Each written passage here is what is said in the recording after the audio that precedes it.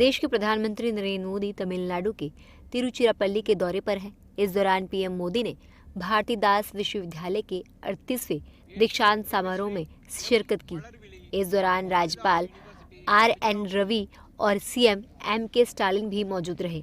भारतीदास विश्वविद्यालय के 38वें दीक्षांत समारोह को संबोधित करते हुए पीएम मोदी ने छात्रों को शुभकामनाएं दी और कहा, 2024 में यह मेरा पहला सार्वजनिक संवाद है। मैं तमिलनाडु जैसे खूबसूरत राज्य और युवा लोगों के बीच आकर खुश हूँ। This is my first public interaction in 2024.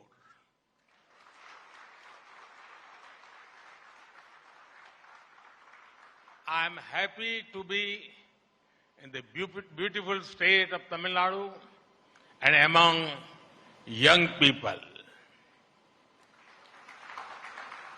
I am also glad to learn that I am the first Prime Minister to have the privilege of coming to a convocation here.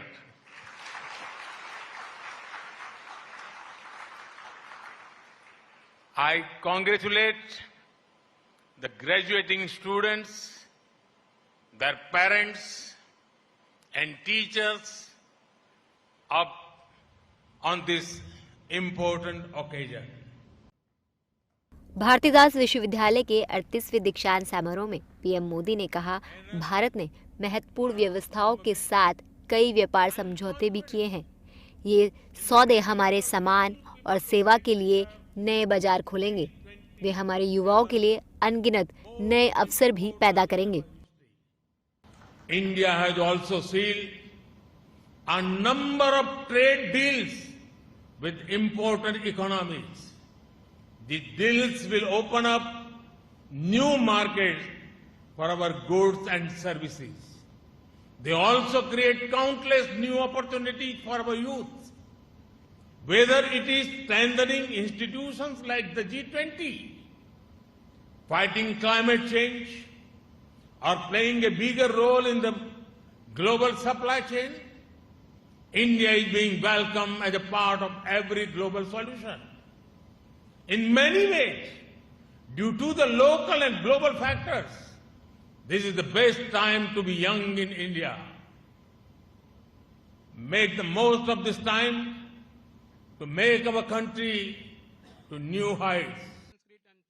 साथ ही पीएम मोदी ने कहा कि यहाँ का प्रत्येक स्नातक 2047 तक एक विकसित भारत बनाने में योगदान दे सकता है।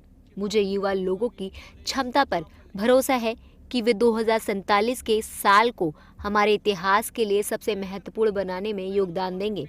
साथ ही उन्होंने कहा कि 10 सालों में एयरपोर्ट की संख्या 74 से दुगनी होकर 150 हो गई है।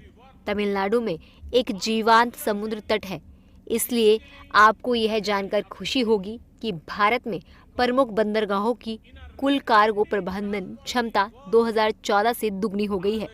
So watching the video, if you like it, please press the like button, share your views in the comment section, and please subscribe to India News TV for more such updates.